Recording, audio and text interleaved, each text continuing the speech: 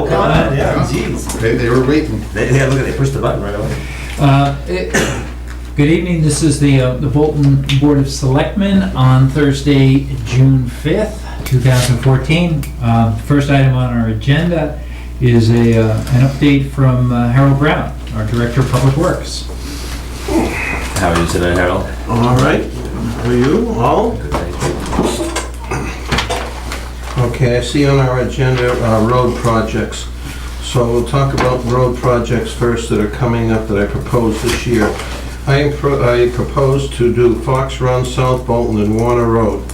We will do a hot in place recycling and put a 20% stone chip seal on it.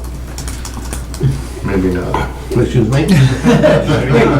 I'm waiting. Which roads? Fox Run, South Bolton, and Warner.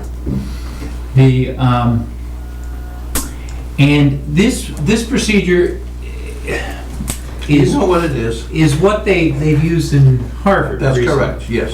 And so when it first goes down, you have a lot of gravel that's sort of You have floating around. It's a little rougher. I'm going to use what they call a 20% rubber, and they claim that they will sweep it after and it won't be going around. The what I observed in Harvard is that where the road's already beat up badly, Mm-hmm. this sort of at least the way they did it, it just sort of contoured whatever the problems were, and the problems weren't Absolutely corrected. correct. Okay. Absolutely, you're right. You're 2 for 2 now. 117 we hot and placed recycled. Mm-hmm. The hot replace recycled, we'll put the road back in contour again, Uh-huh. and then put a top on it, and that's just a covering top. 117, if you remember the shape it was in. Sure. We can take kettle hole and put it back like looking like new, Mm-hmm. with the hot in place. The what are the savings that you're able to affect? You realize I didn't coach you, did I? Okay, Well, I think it's the only reason to do this sort of road. okay. All right, I did a little comparison.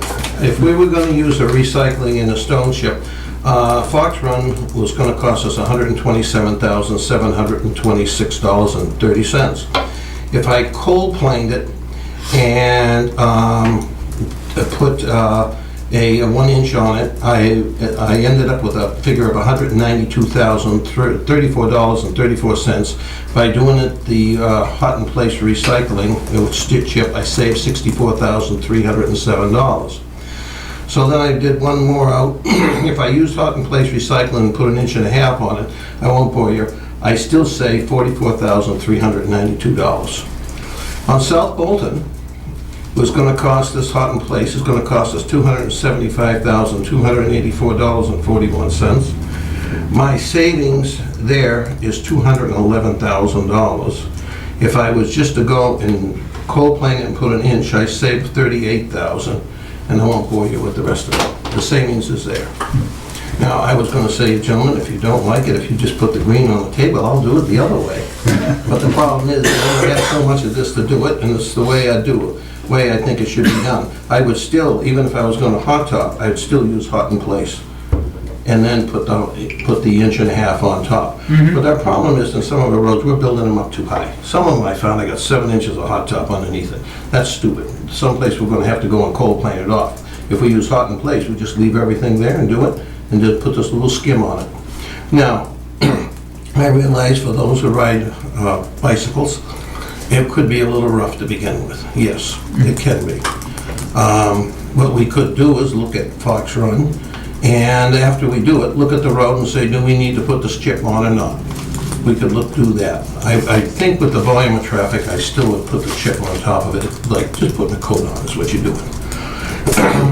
On Fox Run, it's not a problem for me, but I'm sure some of my neighbors won't like their fancy cars getting dinged by the gravel. I'm hoping that, from what Allstate's telling me, that afterwards you don't see that. Mhm. But eventually it'll look like Bolton Road that is in Harvard. I don't know if that's a 20% or it's just a stone chip. This 20% is something that is a little more pricey, but they claim works better. I've never used it. Sterling Shrewsbury has, and they swear by it. Now, I guess on the roads you propose, I don't have any objection. Nope. It seems like some real savings. So, we'll- 117 seems to be in, And 117 has sold the town of Harvard on doing it, and Clinton and Milford now are following suit. But did you, the top on 117 is not Is the an inch of regular hot top. regular hot top. So I mean, you're using that procedure For the base. for the base, but the top is, we haven't seen before in town. You've seen hot top before, what you never saw is what made the base, the hot in place recycling. No, I'm sorry, I'm not clear. I'm talking about the, the Stone chip. 20% stone, yeah. No, we have had, we've had stone chip done in town before on Andy Moore and on Whitcomb with stone chip. Now, Andy Moore? yes, Andy Moore was. Now you're seeing hot top being put on top of it as we go along. But for many years, it was stone chip. Okay. all right. All right, okay. This is a bid, let me see, we're up to Sampson Road culvert. Sampson Road culvert bid came in, as you know, I think we proposed 200,000.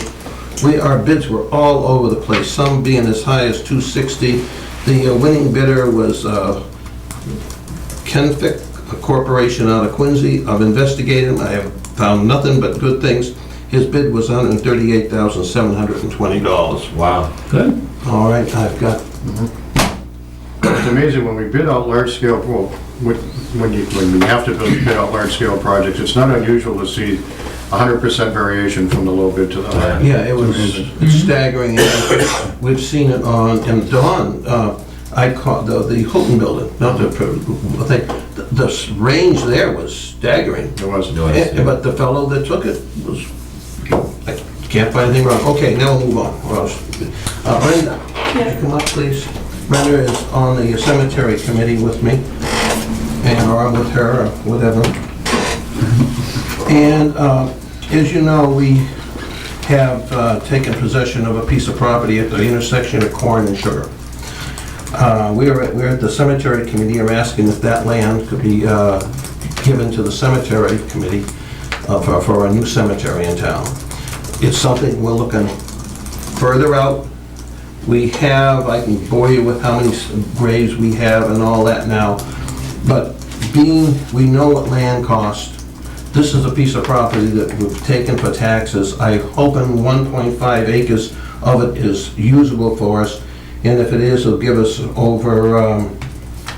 it'll give us what? It'll give us, I figure 1,032 graves. I also proposed that the highway department, on its off time, and this could go on for 10 years, start clearing, filling, and get all prepared for it. Our South Cemetery, we are down to 266 single graves is all we have in our largest cemetery left. Our next biggest cemetery is West Cemetery, the new section. We do have Pan coming online, but that's only going to give us 226 singles. And we're giving out about 50 a year. I know if you do the math, it looks like we got a lot of years. The problem is with the cost of land in 20 years or whatever, do you want to go out and say the taxpayers where we can, we've got a piece that we're willing to work with. Wait, what are the dimensions of this parcel? Because It's 3 acres, but I figure about 1.5 acres is good. There's Yeah. wetlands there too. yeah, no, I'm just trying to picture how far it's from between Corn Road and 495, right? It's the intersection of Corn and 495. Corn and Sugar. It's the intersection of Corn and Sugar. One boundary is 495, the other's Corn and Sugar. Yeah, So no, how far along Corn does it run? I guess is That what- one there, I don't know the answer to. It goes quite a ways. Okay. It's a long strip. I know in Title V, there's offsets from, But we have to decide. Okay. We have Yeah, to work with that. okay, yeah. Those are the things we all have to work our way through. Okay. And we'll do that in time. I have to hire an engineering firm, find out the buffer and so on, Right. approach conservation, and we start this process over, I would say, over a series of years to prepare this property. That's pretty close to there's a historic smallpox cemetery down near there, isn't there? On the other side. Yeah. Yes, yeah. there is. On the other side of the road, there Uh-huh. is. Very good. There's not many people that know that. Well, Yes, it's right on the other side of Sugar Road. Yeah. Yes. yeah, well, no, I think it's, I Yeah, think it's good. it makes sense to think ahead like this. I think it's a good idea. Yeah, I think there's definitely some that needs to be worked out to make sure it's Oh, compliant, no, but, we know that. okay. yeah. We have a long ways to go. Could we have a vote on that? So I'll move that we allocate the land, I'm not sure how to reference it, at the corner of Corn and Sugar, where the barn used to be, that we give that to this cemetery committee for use in the future. I'll second it. All those in favor? Aye. Thank you very much. Thank you, sir. Thank you. Pleasure. Good night now.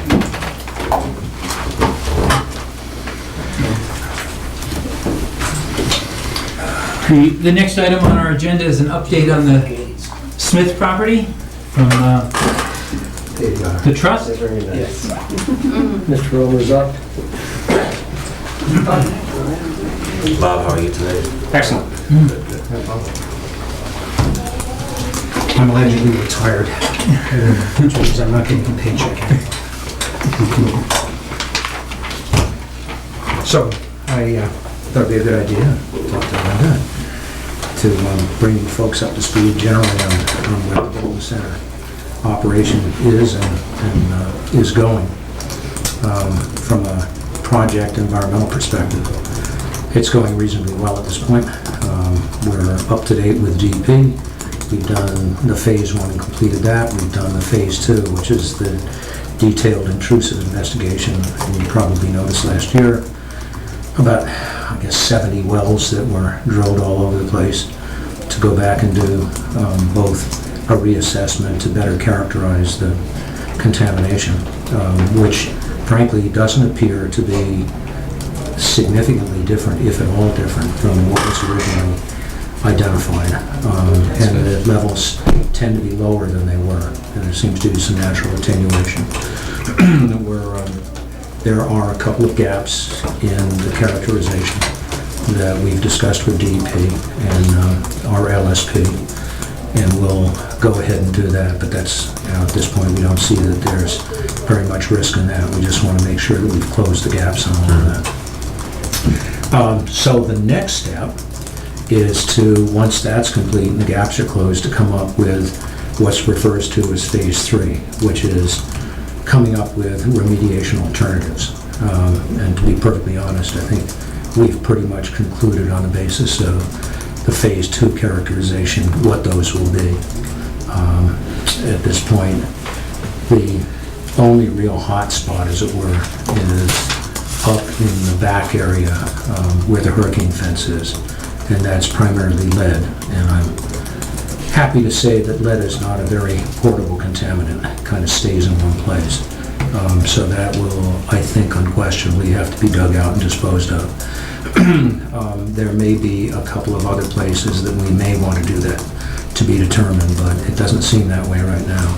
And then it's a matter of appropriately putting cover on it after the demolition is complete, and then moving forward with that. The demolition will be somewhat tricky. Our goal is to not only take the building, and at the moment we have permits for 719, the garage, and 723, the little house on the west side, which is clearly not historical and frankly not in very good shape, although it's in good enough shape for the fire department to train in it, which is what they've been doing. But what we would like to do, and we discussed it on Tuesday night with a notice of intent with the Conservation Commission, is to daylight the stream at least to the middle of the property. To the best of our knowledge, sticking our nose and my nose as far as I feel comfortable underneath the garage, it looks like that culvert is a reasonably well-laid, stone-walled stream. And what happened was that in order to put the garage over it, they simply put boards on top of the the stone culvert, which are now hanging down and obstructing the flow, and then poured the foundation slab on top of that. So our goal at this point is to take out the building, take out the foundation to about the easterly side of the foundation, and then put a head wall in that, and then allow the stream to continue the way it was, of course, cleaning out any kind of obstructions that we see there. And at the moment, at least in my view, and I think other people who've been involved, is that the washouts that have occurred in the spring around the back of the building are due primarily to the fact that those concrete forms have rotted, dropped down, and formed track marks. And so, in fact, those forms are what is obstructing the flow at this point.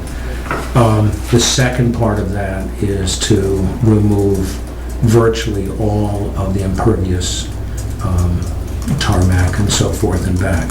We've had that conversation with the Conservation Commission, and for obvious reasons, they're very enthusiastic to have permeable surface in that area. So that's the extent to which the notice of intent goes at this point. We can't really proceed now to full remediation and final site preparation until we have a better idea of what the site's going to look like. We certainly, from both a financial and environmental perspective, don't want to break that down into two components where we do remediation, we seed it, and then we go back and do additional wetlands notice of intent. We'd like to combine that into a combination of remediation and then site preparation for whatever the final configuration looks like. As far as the final configuration, which is an interesting question, we're in the process now of working with our little team and a fundraiser to bring together people in the community to finally get an objective perspective on really what is the most appropriate configuration for that. So you'll be hearing about that fairly soon, as we're bringing together 4 groups. We've had a couple of meetings already, but now we want to put some focus on it and get those teams out. And the groups will basically be an outreach group, and outreach in this context means putting together a townwide survey, much the way we did with the open space plan, strategic plan in the library, and then bring together people in what we characterize as a design charrette, so that we can start getting some quantitative perspective on what makes sense. And the people that we'll bring together on that will be not only town residents in the center of town, but will certainly be town government. You know, we certainly are issues, certainly with the street, with parking, with a number of other issues. So we want to make sure that all of that is on the table when we start making decisions and proposing a final end. The one other issue that's been fairly visible lately is the disposition of 715 Main Street, the most easterly house, for which we applied for a demolition permit.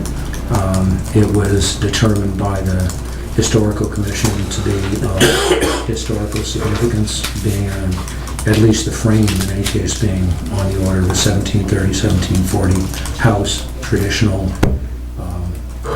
size and shape, although it's been modified significantly since then. It's actually a 2-apartment house. It's not 715, it's 715, 717. And so what we're going to do is, again, in parallel, but not to distract us from the main mission, is bring together a group to do essentially the same sort of thing. We're obviously very interested in working with whoever we can to do whatever is best for the disposition of that structure, whether that's turning it into a residence, turning it into a senior center, moving it down the street, but it has a lot of issues with it. You know, clearly, it doesn't have a septic system. Right. At this point, it's contaminated. The well seems to be okay, so I think we have an upside there. We have some asbestos, but that's neither here nor there. No matter what we do with that, we're going to have to take care of that.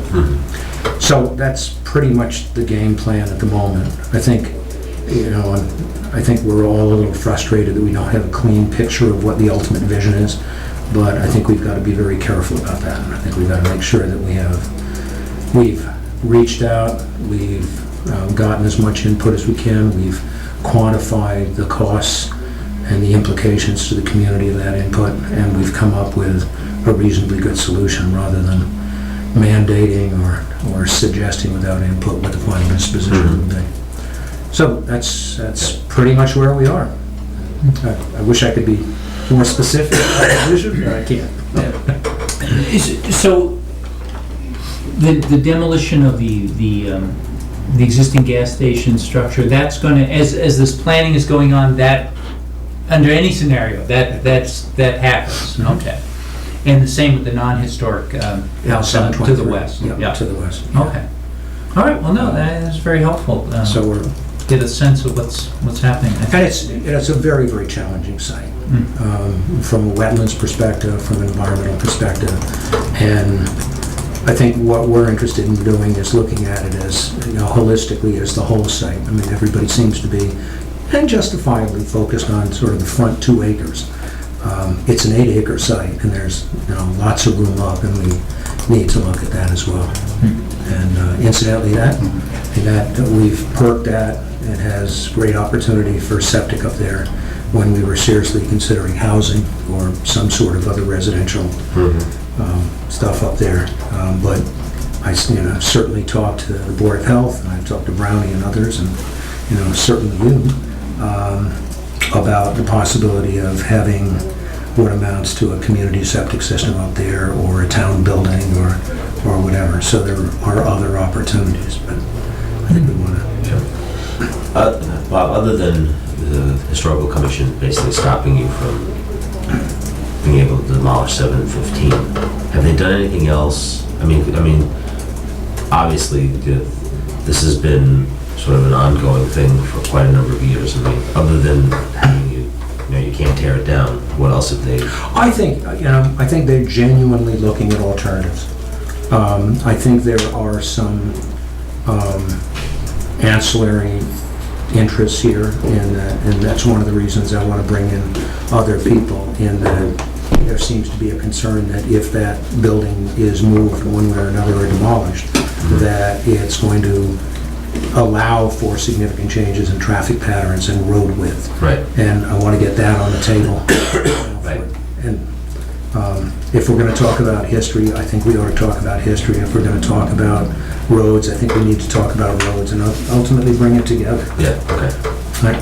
So, but, certainly it appears that the Historical Commission is reaching out. We've done a lot of financial analysis of the alternatives, and we're not the be-all or end-all. Right. I'm sure other people have good ideas too. Right. Okay. All right. Okay. We should let you plug your dinner. I was about to do that. And I was going to. Yeah, we're going to know when we're having a dinner. You probably got an invitation, I hope, in the mail, on the 22nd up at the winery. It's going to be an auction, silent auction, live auction. And, it's really aimed very much of starting a broader enthusiasm for the project. And not a small part of that is the funding. Right. So, please join us. I think so. Yeah. Nat? Did you get the grant? No, and nor did we plan. I mean, I think, Sorry. no, we looked, that's an interesting question. We, in the first time we applied for the grant, it was very, very clear that there was a great deal of concern about the wealth of Bolton compared to New Bedford and other areas that were also applying for this. And then we got a lot of advice and counsel about differentiating the trust from the town. And we did that, but with the financial situation in the federal government, the grants went to New Bedford and one other town that are in. And, frankly, that's not inappropriate. I don't like this, I don't like the result, but I can't question it. They frequently target gateway type communities. Yeah. Yeah. So, and, the folks that put it together, the Shepke and Dick Heaton and company, working with our engineers. And with Dawn. And, yeah, Don took a good look at it. I think they did a terrific job, but you can't overcome some things, like wealth. Yeah. Right. All right, well, thanks, Okay. thanks very much. Thanks, guys. Yeah. Appreciate it.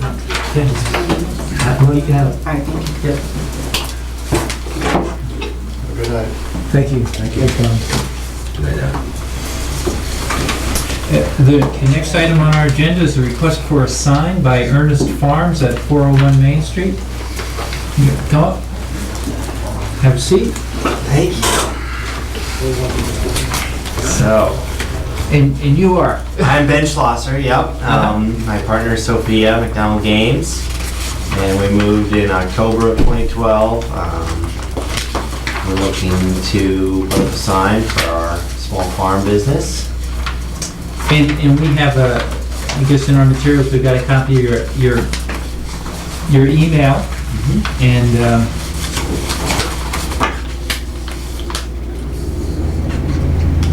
how big is the sign? That's 8 feet wide and 2 feet tall. It's gonna be double-sided. We've got another version of the same thing for the other side.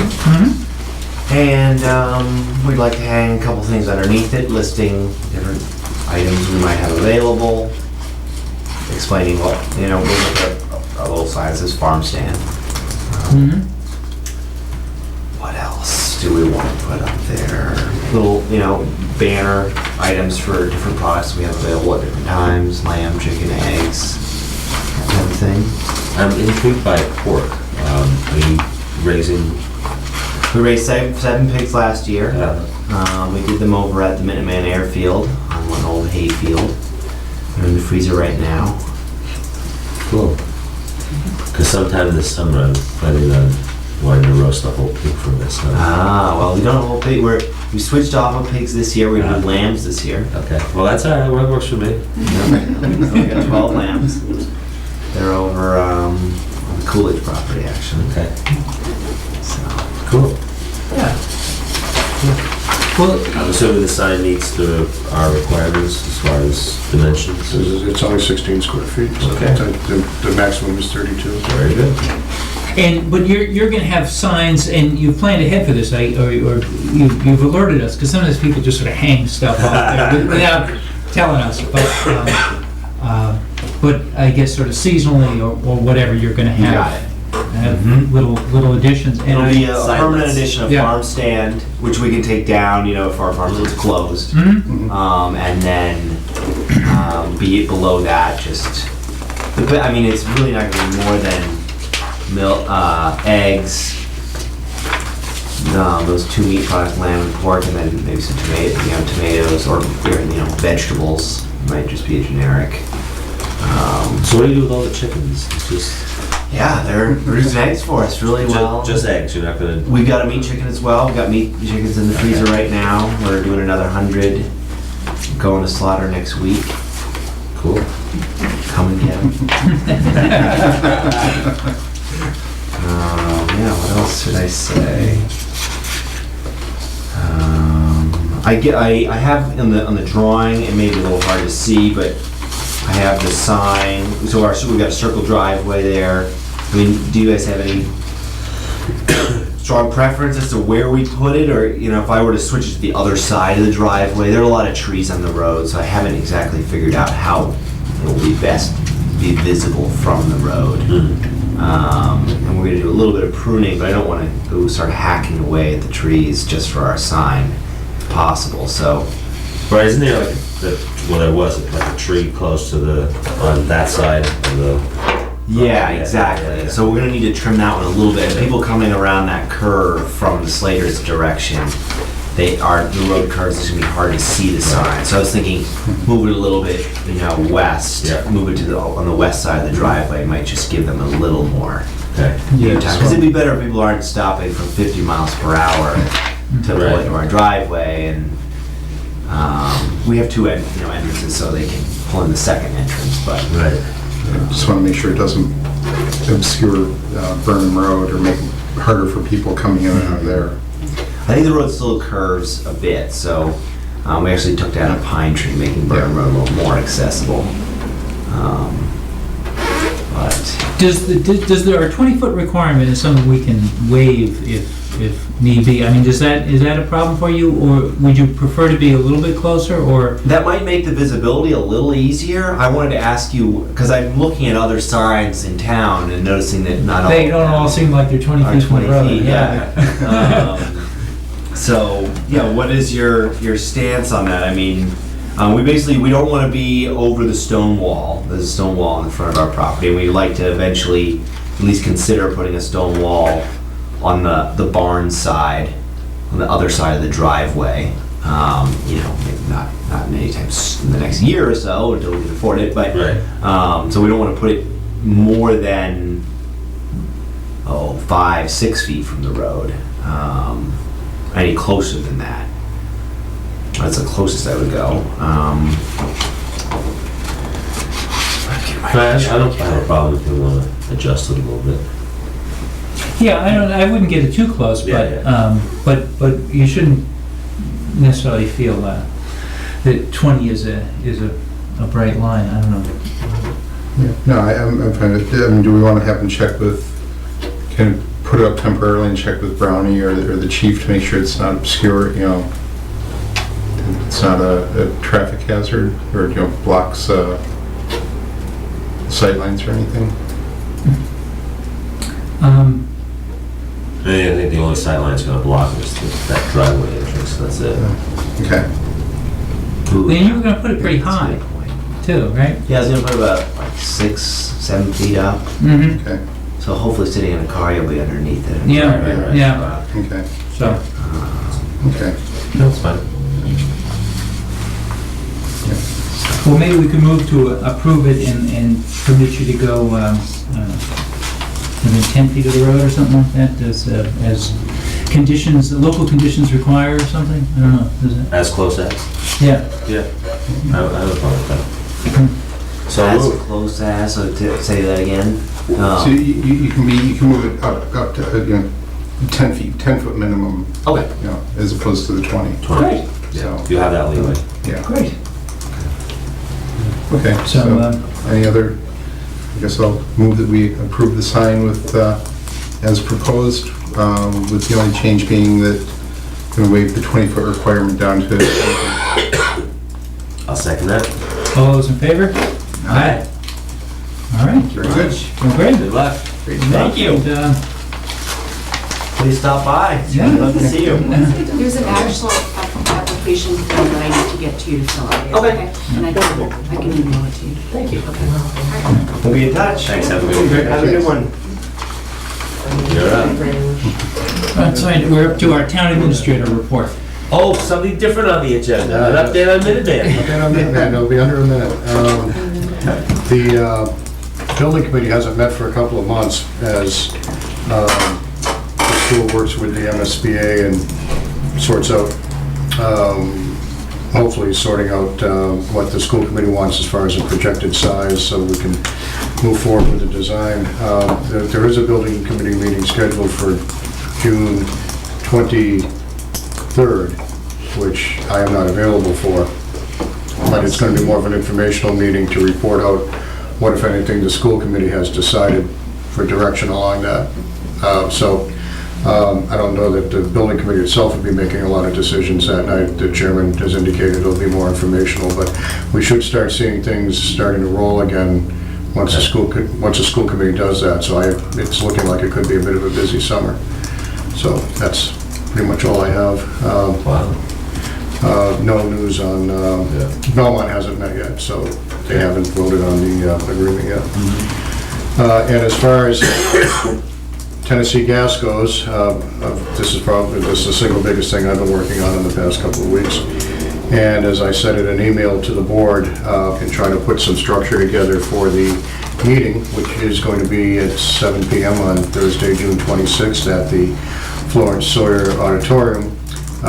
Representative from Tennessee Gas, the Vice President of Public Relations, Alan Four, will be coming in, along with, I'm sure, some staff people, to do what's being called a 20 to 30-minute presentation, which would be followed by questions and answers. As I've said in my email to the board, I have a few recommendations. One being that we declare a time certain that the meeting conclude, so that no one could feel they were arbitrarily shut off. Also, it's been my experience in talking with several colleagues that once you get 90 to 120 minutes into the presentation, things start becoming redundant and maybe a little testier than we might like. So I would recommend that we declare a time certain. My suggestion is 9 o'clock, but obviously that's up to the board. As far as the format goes, and speaking with the town administrator in Ashburnham, I thought had some good ideas. The way they did it was they solicited questions from the public in advance, where they were sent to one person. In this case, it would be Linda, and they were able to catalog them, sort out the duplicates, and what that did, it accomplished a couple of things. One was it allowed them to provide them to Tennessee Gas in advance, with the expectation that they would be prepared to answer all of them, and there would be no, we'll have to get back to you on that, responses.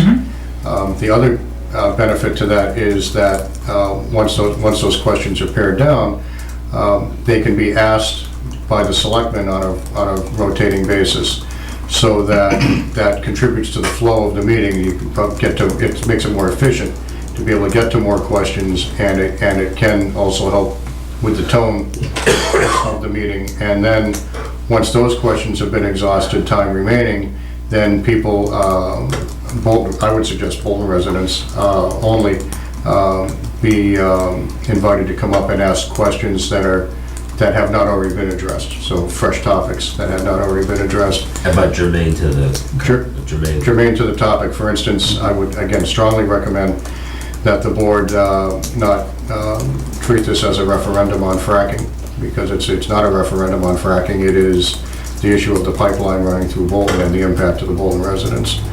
And if someone asks such a question, we can say it's not in the scope and have them sit down. No, they'll be obviously at the chair's discretion.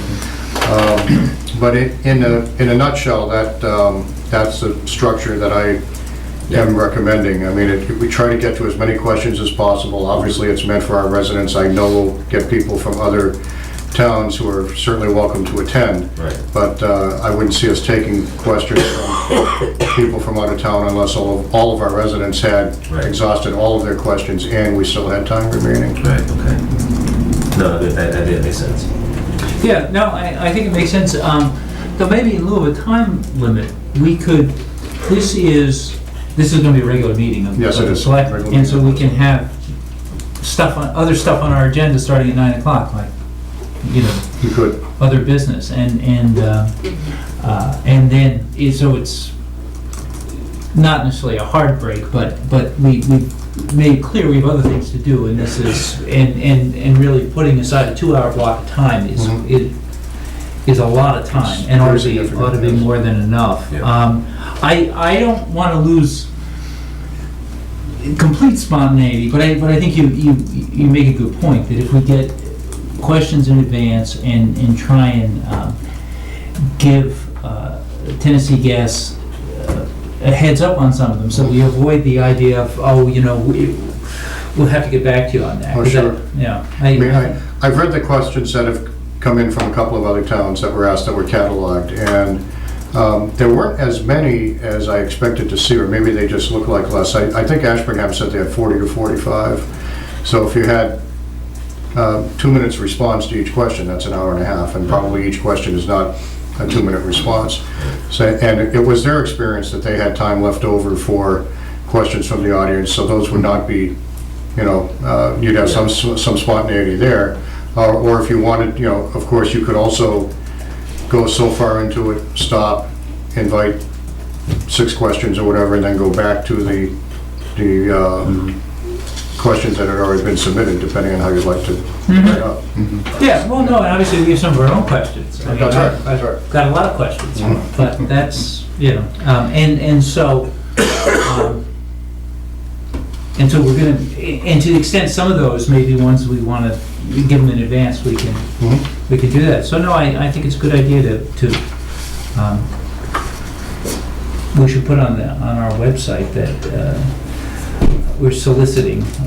Well, we'll do that Yeah. as soon as we've sorted out the approach. I mean, I didn't want to do that Yeah, prematurely. oh yeah, no, that's I think it's that's a fine. good idea. I think that's reasonable, and like you said, I mean, it helps keep the questions more focused, and, you know, and not everybody's good at getting up and giving a concise question. Right. I'm gonna make the variations. Well, the same. the question shouldn't be longer than the answer, so, and I think Right. that will help us avoid that. Yeah.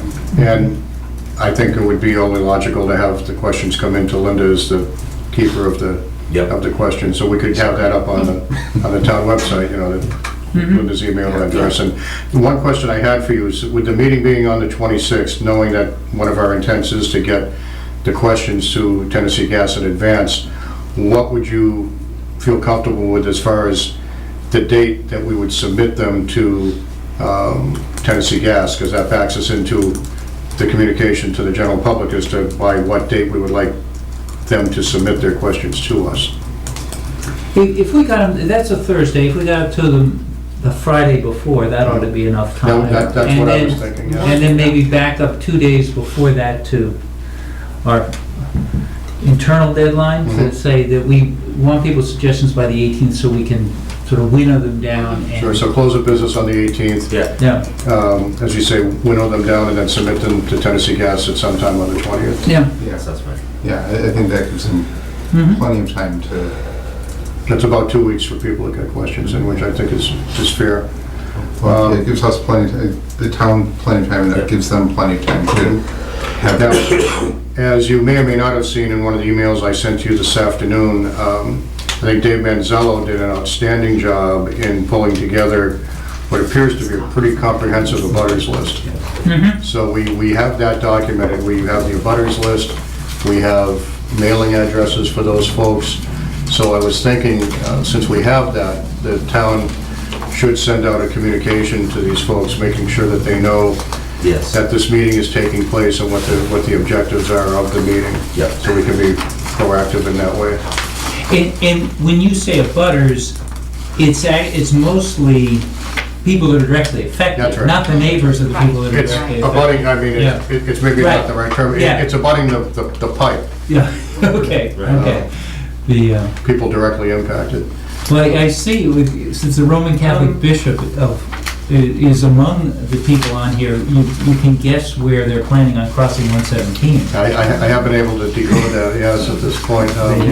I was trying to read the black, as I said to you earlier, I was trying to read the black and white maps on my monitor, and I just wasn't getting the detail. And once I saw the color version, it all seemed to start to make sense, so.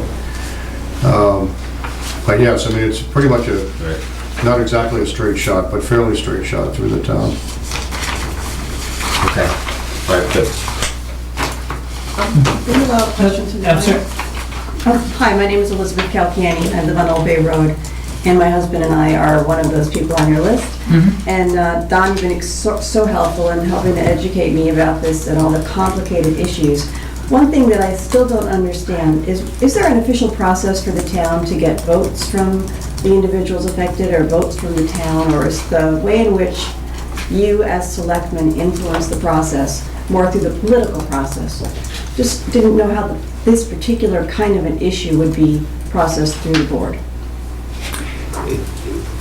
We are still, I mean, among the questions we're gonna have when we get them in is getting an understanding of the FERC process and what their procedure is. But there's this whole body of federal law designed to allow these things to go in. And so there is no local procedure that we get to vote yes or no on it. But there may be ways to influence. I mean, they, just in their materials to other municipalities or their presentations, they've identified, they agree that local conservation commissions have jurisdiction over these type things. I don't think they agree that our bylaws hold any sway, and I know that the Department of Public Utilities has the ability to waive local bylaws for, at the request of utilities. So, I mean, we're still trying to get a handle on this process, but this is not, there is not any obvious way for the town to stop this right now. But I think we're exploring what are the decisions that have to So be made. there's not a democratic process where everybody raises their hand, yea or nay. It's an influence, so you have political influence. Right, exactly. I think that's And I right. spoke with the siting director at the DPU, and he is aware of what's going on, they haven't obviously filed, but he kept his cards very close to the vest, as I shared with Don, for obvious reasons, because of the governor's concern about heating costs. So it's an extremely complicated set of issues, and I really want to thank you all for taking it so seriously because of the impact it has on Bolton. We will be organizing a regional meeting, at least with myself representing Bolton, someone from Berlin, someone from Boylston. It's unclear whether or not Northborough will be participating or not, and we'll be trying to, at the first meeting, get the appropriate state reps, state senators, and congressmen represented, if not at the meeting. I don't expect the congressman to show up at the meeting, but maybe representatives from their office. Certainly, Representative Hogan and Senator Flanagan's office will be represented if they are not actually there, because we know that legislatively, whatever we can do in Massachusetts, really, we need to be lobbying within the legislature, and Right. and DPU is the gatekeeper on this one, from what I can tell, at the state level. Well, it's the gatekeeper for The state. the state of the investigation. I mean, because I've looked at the sort of previous DPU decisions, and they issue these blanket decisions on behalf of, say, an electric utility for any place they want to go in a certain town. They're authorized as long as they don't cut anything bigger than 2 inches for their surveying. I mean, so there are those types of orders are issued on occasion by a DPU.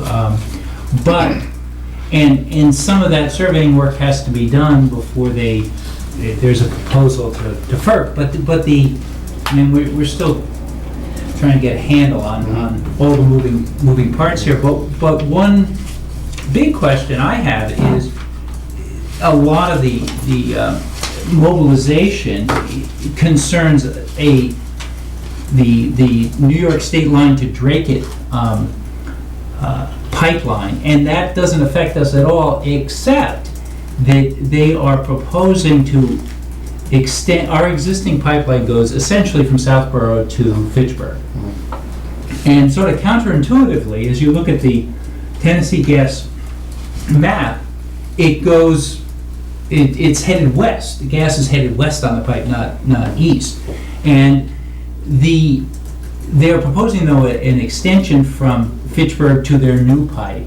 And then what is of our big concern is this extension off of the existing pipe headed down to Shrewsbury and going through Bolton and Berlin. But the extent to which that is all dependent on the major gas pipeline being approved, we have no sense, and those are questions we have. And I have had extensive conversations with Rep. Hogan and Senator Flanagan, and their offices are reaching out. I believe have already reached out to Congresswoman Saunders' office, so that she's aware of our concern as well. Just one more comment. Exactly your point is that what I've learned from the Tennessee Gas Line people who send us these lovely letters, I call them when I talk to them, and he said, they're working really hard at trying to get buy-in for the big one on top. Mhm. And they're not going to spend a lot of time with our type of towns, with these laterals, because they won't worry about it if they can't get the big one across. So that's where they're putting all of their efforts at the moment. But he also said, and I'm not sure he told me too much on this one, but he said, unless they can get the utilities to agree that they're actually going to buy the gas, that will also slow them down. So with each question I ask, I get down another rabbit hole. This is a very complicated set of issues, but again, I thank you for taking it so seriously on behalf of the town. Yeah. Betsy Taylor Kennedy. I've been working with Nancy Case on digging into this issue, and we've attended several meetings. We went to the Groton open meeting a couple of weeks ago, or a week and a half ago. And so I'm glad that this proposed meeting, the open meeting, will be in a larger auditorium, because there were about 200 people in Groton at that meeting. Yeah. And also, that we have one concern about asking the questions ahead of time and submitting them. I appreciate getting through more questions that way. There's one sort of caveat, and that is, if the question isn't asked in exactly the right way, they can sidestep the issue or answer it in an incomplete way, and that so that we're not actually getting an answer to their question, even if they had it ahead of time. They may have done that. Will anyone who's asked, or the selectmen, if you're going to be reading the questions, is there any sort of a follow-up question? You know how you do in some debates and things where they get a follow-up question. Just in case, if they don't answer it clearly, the author of the question may not be there or be able to ask that, but if you feel that the question's not been answered completely, or We're not intent that it was bashful to ask them to Okay. Yeah. embellish, We're just a or little concerned. you haven't answered the Yeah. question. you Right, know. if you haven't answered the question, you Right. need a little bit more, because I know Right. this has been an ongoing issue, learning about all the other towns where these meetings have already taken place, and it is a rabbit hole, of Yeah. one after another, because you think you've gotten into one aspect, and then they change the name of the project last week, and the scope of the project, and then they're going on and on. So it's a very complicated issue. Yeah. But if you have examples. For the Yeah. town, and I also appreciate the work that's been done. It's great.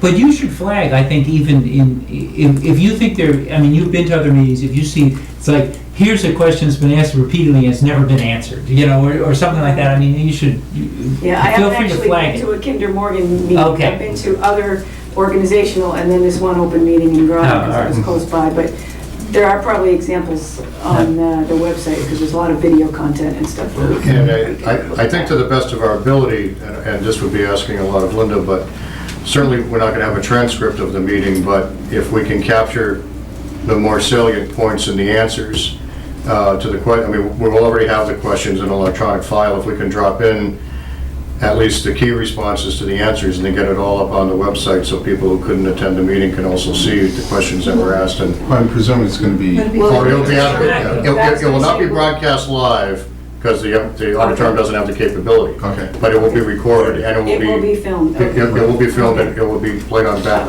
Bolton Access cable many, many times. Very good, All right, good. very good. Nat? Is this fellow Alan, the PR guy, is he from Kinder Morgan or Tennessee Pipeline Company? Tennessee is a subsidiary. One I realize that. One owns the other. I know, but Well, because the slide set that was on Mass Plan was a Kinder Morgan slide set. it is a Kinder Morgan project, and Tennessee Gas is a subsidiary. I mean, the business card that I have from one of his staff people is a Tennessee Gas business card, and it says on it, a subsidiary of Kinder Morgan. So I believe he's an employee of Tennessee Gas, but they are owned by Kinder Morgan. So Right. it's, Well, I'm just wondering I'm just trying to be precise. thank you. And also, I mean, I don't know if Tennessee Gas Pipeline Company has their own, corporate infrastructure. I don't know. All right, All right, anything else? Okay. No? Thank you. Thank you. thank you very much. Unless the board has anything else for me, that's all I have to say. All right, our next item is the Board of Selectmen business, and we start with a request to hold the 2014 Positive Spin for ALS ride. We didn't have anyone coming in for this. This has been a annual ride that they have done in Bolton, and we haven't had any problems with it. Pretty much the same route, same route? Yes. Okay. She felt that was okay? He is, she's still here, okay. And I find it's hard to believe that we have any weekends left open for any of these. I know, they are, Well, they're into September. yeah, Yeah. planning ahead. So if there are no issues, if the board could. Yeah, I will move that we approve the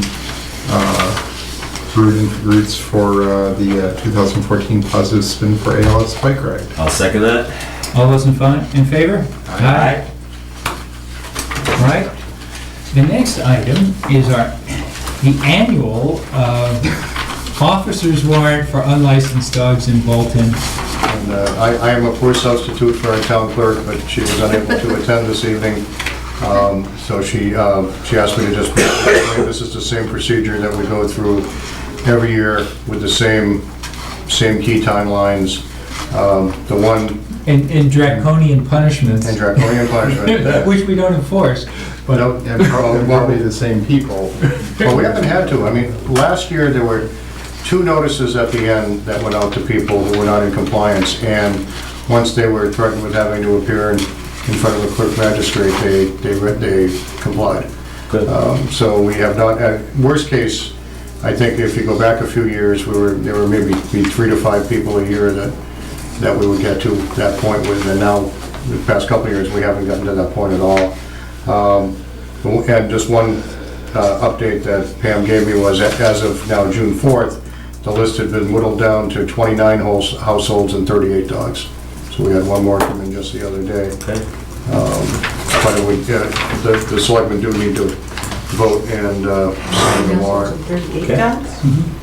Yeah, you gotta move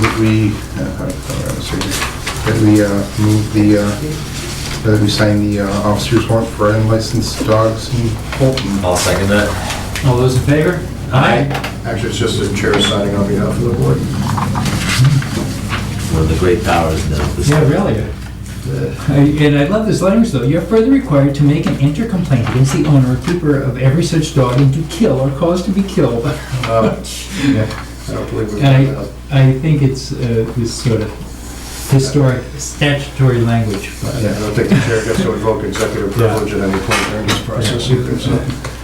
I think it's, well, I'm glad it works to get people to register their Oh, dogs. sorry.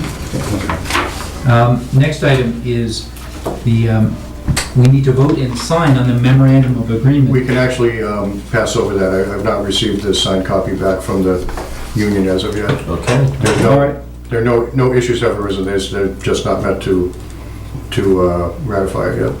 This is the DPW union, right, okay. Yes. The next is a recommendation for a design review board application fee, and this was a memorandum that the town planner put together.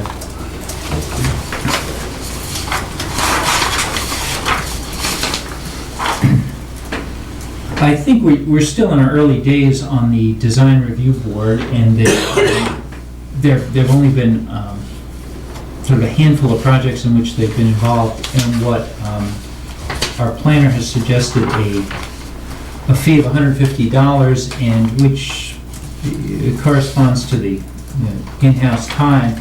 But she also points out that there are a lot of towns that don't have a separate design review fee, but incorporate it within the existing fee, either for the special permit or site plan review or variance or whatever the design review is accompanying.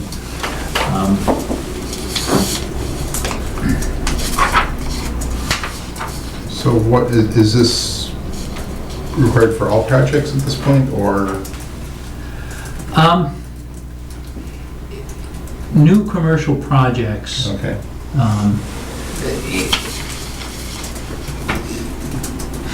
The selectmen, the ZBA, and the planning board can call on design review, and in some sections are sort of mandated to consider design review. But I think of this as more as adjunct to the whatever the underlying project is. So I don't have strong feelings on whether there ought to be a separate fee or not.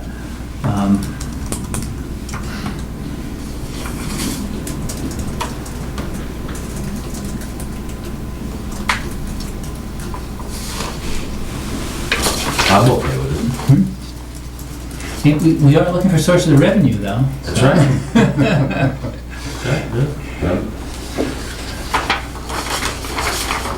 I think it's actually very reasonable. I think to the extent that it increases the workload of town hall, I think it's worth recouping some of that. Yeah, I can see that.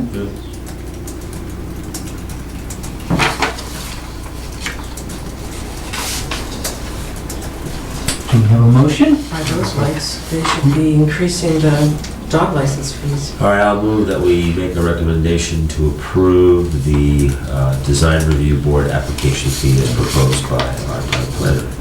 I'll second that. And just to be clear, that's $150. Yes, I'll raise it up. All those in favor? Aye. All right. I mean, the town pays us $300 for a whole year. It's something- Yeah.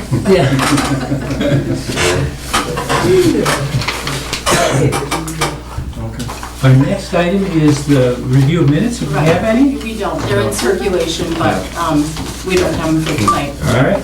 I've several weeks worth of sitting in my inbox at the moment, so. We discovered quite a bit of ground, we're almost caught up.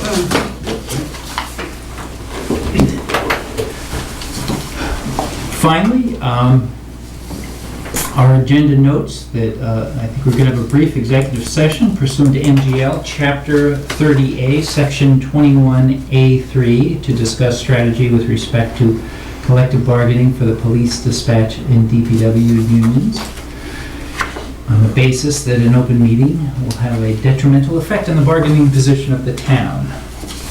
Do we have a... And we go into executive session? Second that?